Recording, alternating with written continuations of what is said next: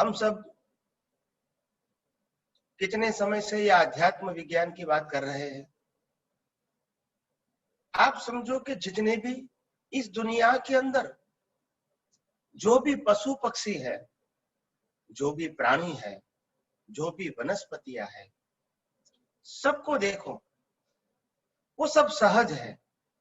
हम पहाड़ को देखेंगे तो भी सहज है, नदियों को देखेंगे तो भी सहज है, हम पेड़ को देखेंगे तो भी सहज है, पक्षी प्राणी सब सहज है। क्यों ऐसा है? क्योंकि वो कुदरत के साथ जीते हैं। उनका काम कुदरत के साथ जीना है। ठंडी, गर्मी, बारिश, पानी, हवा सब कुदरत के साथ उनका होता है और इसीलिए वो अपने आप सहज हो जाते हैं। एक इंसान ऐसा है जो ज्यादातर मटेरियल के साथ जीता है। घर के बाहर निकलेंगे तो भी बिल्कुल गाड़ी के अंदर निकलेगा, यानी कुदरत के साथ उसका लगाव नहीं होगा। जो आर्टिफिशियल है, मैन मेड है, उनके साथ उसका लगाव होता है और इसीलिए उनकी जो साहजिकता है वो खत्म हो जाती है। तो सहज बनने के लिए कुदरत के साथ जुड़ना, अपने आप को जुड़ना बहुत आवश्यक है। सुबह उठते ही हम ये कुदरत का दर्शन करते हैं, सूर्य नारायण का दर्शन करते हैं, आकाश का दर्शन करते हैं, पक्षियों का पैर का दर्शन करते हैं, रात को सोते समय चंद्रमा का दर्शन करते हैं। इस सृष्टि के अंदर जो पहाड़ है, समंदर है, नदियों है, ये सब शांत हो गई है, ऐसा हम दर्शन करते हैं तो हम कुदरत के साथ जुड़े हुए हैं।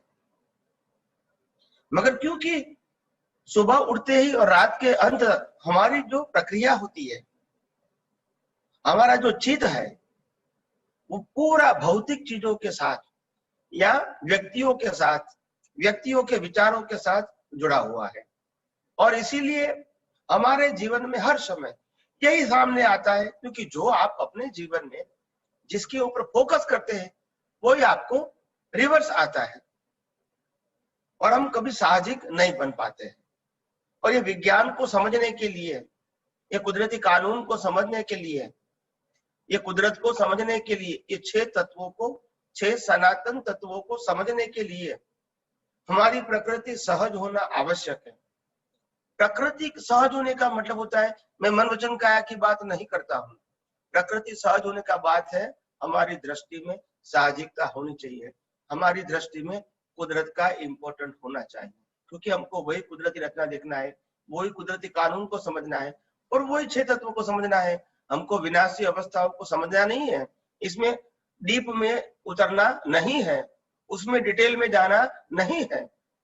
तो फिर हमारा हर समय, हर वक्त यही कुदरत को समझने में होना चाहिए ताकि हम सहज रहे और साहजिकता से ज्ञान खुला होता है। एक महाशय ने प्रश्न किया था कि स्वामी जी, सहज होने का मतलब क्या है? अगर इंसान सहज हो जाता है, अगर इंसान की प्रकृति सहज हो जाती है, बिल्कुल गौर से सुनना, अगर इंसान की भावना सहज होती है, इसके साथ उनका मन वचन काया रूपी जो प्रकृति लेकर आए हैं वो भी अगर सहज होती है, तो कैसे मालूम होगा कि उनकी प्रकृति सहज है? जिसकी प्रकृति सहज हो जाती है वो इस दुनिया में कुछ देने के लिए आते हैं, लेने के लिए नहीं आते हैं। उनके पास जो है वो देता है, लेते नहीं है। उनकी जरूरत कितनी है? तो कि हवा, पानी, खुराक, ये उनकी जरूरत है, उसके ज्यादा उनको कुछ नहीं चाहिए। बाकी जो कुछ भी है वो देगा। हम कुत्ते को खाना देते हैं, कुत्ता हमारी रक्षा करता है, सिक्योरिटी गार्ड। हम गाय को खाना देता है, वो हमको दूध देती है। आप समझो,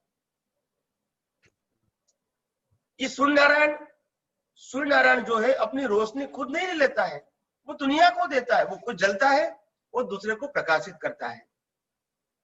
ये नदियां क्या करती हैं? दूसरे को पानी देती है। ये पेड़ पौधे क्या करते हैं? दूसरे को फल देते हैं, पत्ते देते हैं, छाया देते हैं, सुवास देते हैं, हमको प्राणवायु देते हैं। देने का काम करते हैं। तो जो भी लोग नेचुरल होते हैं वो दुनिया को देते हैं, लेते नहीं है। ये साहजिकता की पहली निशानी है।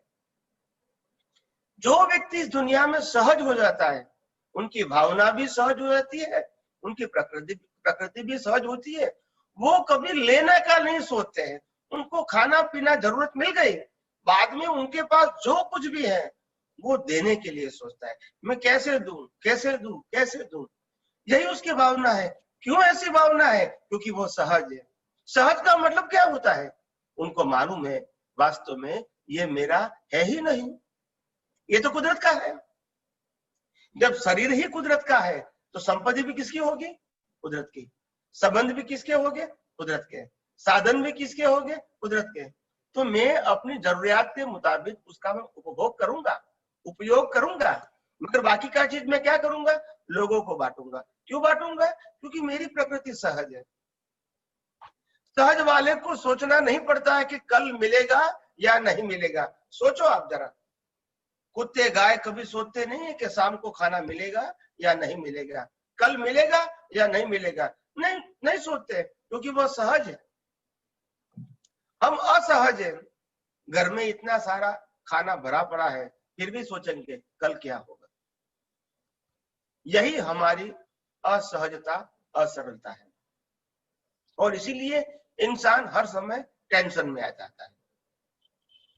तो आध्यात्म विज्ञान आपको साहजिकता की ओर ले जाता है, क्योंकि आपको बार बार कहता हूं, मन वचन काया और 5 इंद्रियों में से अनुभव में आती पूरी सृष्टि को कुदरती रचना के रूप में ही देखने का प्रयास करो। और जब कुदरती रचना के रूप में देखोगे, वही तो आपकी साहजिकता है। फिर न अज्ञान है, न राग द्वेष है, न कषाय है, न मालिकी भाव है, न कर्ता भाव है, न भीख है, न भय है। और यही तो हमारी खुमारी है। और खुमारी के साथ हमारे पास जो कुछ भी है हम दूसरे को बांटेंगे, क्योंकि वैसे भी दुनिया का है। न लेके आए हैं, न लेके जाने वाले हैं। ये दुनिया का और दुनिया के पास ही रहेगा। तो क्यों हम अपने खुद के हाथों से क्यों नहीं किसी को बांटे? और यही तो साहजिकता है। और बांटने का मतलब ये नहीं होता है कि अपने आप को गौरव महसूस करे कि मैंने दिया, मैंने दिया। वो नहीं है। ये पेड़ हमको फल देता है, कभी गौरव नहीं करता है कि मैंने आपको फल दिया है, मैं आपको छाया देता हूं, मैं आपको प्राणवायु देता हूं, मैं आपको श्वास देता हूं। ऐसा कभी अहंकार नहीं करता है। तो बात समझने की जरूरत है हमको भी। हम तो इंसान है, ये तो एकेंद्रीय जीव है, ये एनिमल है। वो भी समझते हैं कि हमको खाना देते हैं तो हमको रक्षा करना चाहिए। गाय भी समझती है हमको खाना देते हैं तो हमको दूध देना चाहिए। यार कुछ ना कुछ वो देते हैं। घोड़े को खाना खिलाते हैं तो हमको सवारी के लिए, ट्रांसपोर्टेशन के लिए वो हेल्प करता है। तो हर प्राणी जो होता है, गधे को भी खिलाते हैं तो वो भी अपने सर पे सामान उठा के ले जाने का काम करते हैं। तो आप समझो जरा, ऐसे एनिमल के पास भी ये सोच है कि मैं किसी को कुछ काम में आऊं, इसके लिए मेरा जीवन है। और हम इंसान होके, इतने पढ़े लिखे, एजुकेटेड होके, समझदार होके भी हम यही सोचते हैं हम दुनिया में से कितना ज्यादा से ज्यादा मैक्सिमम प्राप्त करें। देने का कभी सोचते नहीं है। बस यही हमारी कमजोरी है। और कुदरत कहती है तुम सोचो या ना सोचो, एक दिन तो तुमको सब कुछ छोड़ना ही है। It is a law of nature. मगर आपकी जो असहजता है वो ही आपको नेक्स्ट बर्थ में उसी के कर्मों का फल आपको मिलेगा। तो आइए हम सब यही आध्यात्म विज्ञान को और गौर से समझने की कोशिश करें और हम आध्यात्म के मार्ग में अपने ही प्रश्न या उलझन का समाधान प्राप्त करके अपने जीवन को और ऊंचाई पे ले जाए और मंगलमय बनाए। यही मेरी शुभकामना है। जय सच्चिदानंद। जय सच्चिदानंद। स्वामीजी, આના ઉપરથી પ્રશ્ન થાય છે કે તમે અવારનવાર કહો છો કે हिंदी हिंदी आप कितने बार ऐसे कहते हैं कि प्राणियों को कुछ संगरना नहीं होता है, पर उसके पास बुद्धि नहीं है ना, इसलिए वो नहीं करते। तो वो मुझे कंफ्यूजन होता है कि बुद्धि नहीं है इसलिए नहीं करते, तो मनुष्य पास बुद्धि है इसलिए वो ऐसा कुछ करता है। नहीं, तो मनुष्य के पास बुद्धि है तो वो तो उनसे ऊपर जाना चाहिए कि नीचे आना चाहिए? नहीं, वो तो सही है, मैं वही तो बात बट करता हूँ। हमारे पास बुद्धि है तो हमारी सोच तो उससे अच्छी होनी चाहिए और ज्यादा अच्छी होनी चाहिए कि बुरी होनी चाहिए? नहीं, अच्छी होनी चाहिए, पर जो प्राणियों के पास वही तो मैं कहना चाहता हूँ। बुद्धि हो और ये झाड़ पान सबको बुद्धि हो तो वो भी ऐसा कुछ कर सकते थे ना, मनुष्य जैसा नहीं संगरने नहीं, का मेरा मेरा कलेक्शन स्पेशली। मेरा कहने का सिंपल मतलब क्या है? मेरा कहने का सिंपल मतलब ये है कि अगर कोई पवित्र साधु है, कोई पवित्र संत है, कोई पवित्र सन्यासी है, वो न किसी के पास न कुछ मांगते हैं, न पैसा मांगते हैं, न और कोई चीज मांगते हैं, और सिंपल तरीके से वो रहते हैं, छोटी मोटी झोपड़ी के अंदर कुदरती वातावरण में रहते हैं। वो खाना खाते हैं और दुनिया को फिर अपना जो भी कहे वो बांटते रहते हैं। ज्ञान कहो, जो भी कहो, वो बांटते रहते हैं। लोग उनको पैसा देते हैं तो भी वो पैसों का भी वो बांटते रहते हैं, खाना पीना सबको बांटते रहता है और अपना आनंद में रहता है। वो क्यों रहता है आनंद में? क्योंकि वो बांटता रहता है, वो इकट्ठा नहीं करते हैं। वो भी तो इंसान है और इसीलिए वो बंधन के लिए लायक होता है। हाँ, तो कहने का मतलब ये है कि इंसान जो होते हैं, आज कलयुग और सतयुग में अंतर क्या है? सतयुग में यही होता है, दुनिया में जो भी व्यक्ति होती है वो दूसरे को क्या दे सकते हैं, वही सोच सतयुग के अंदर इंसान की होती है। जो भी कला है, जो भी उनके पास साधन है, खाना पीना और जो कुछ भी कहो, वो हुनर है उनके पास आर्ट है, तो वो शेयर नहीं करते हैं, वो शेयर करते हैं इन सतयुग। हाँ, और कलयुग के अंदर वही चीज को हम सेल करते हैं, बस यही डिफरेंस है। और इसीलिए मनुष्य फिर स्वार्थी हो गया, ये अपने पैसे बहुत का अच्छा चक्कर चालू हो गया। स्वामी जी अच्छा समझाया, पर मेरा क्वेश्चन क्या है, क्योंकि मुझे बहुत कंफ्यूजन होता है इसलिए कि प्राणी के साथ क्यों हम कंपेयर करते हैं, क्योंकि प्राणी के पास बुद्धि नहीं है तो वो तो नहीं इकट्ठा करेंगे ना। नहीं, मैंने कंपेयर करने का मतलब मेरा ये है कि अगर आपको साहजिक जीवन जीना है तो विज्ञान डाइजेस्ट करना आपके लिए आसान हो जाएगा। और उनके पास बुद्धि नहीं है तो उनके पास तो साहजिकता होने के बावजूद भी वो डेवलप नहीं हो सकते, क्योंकि वो पुरुषार्थ नहीं कर सकते। मगर हम अगर साहजिक हो गए तो हम डेवलपमेंट आसानी से कर सकते हैं, क्योंकि कुदरत के साथ तो जीना है। तो इसीलिए मैंने कंपेयर किया, आप समझे कि साहजिक जीवन कैसा होता है? तो ऐसा होता है, वो भी हवा लेता है, वो भी पानी लेता है, वो भी खुराक लेता है, मगर फिर भी साहजिक क्यों होता है? क्योंकि वो देना चाहते हैं, जो भी है उनके पास वो देते हैं।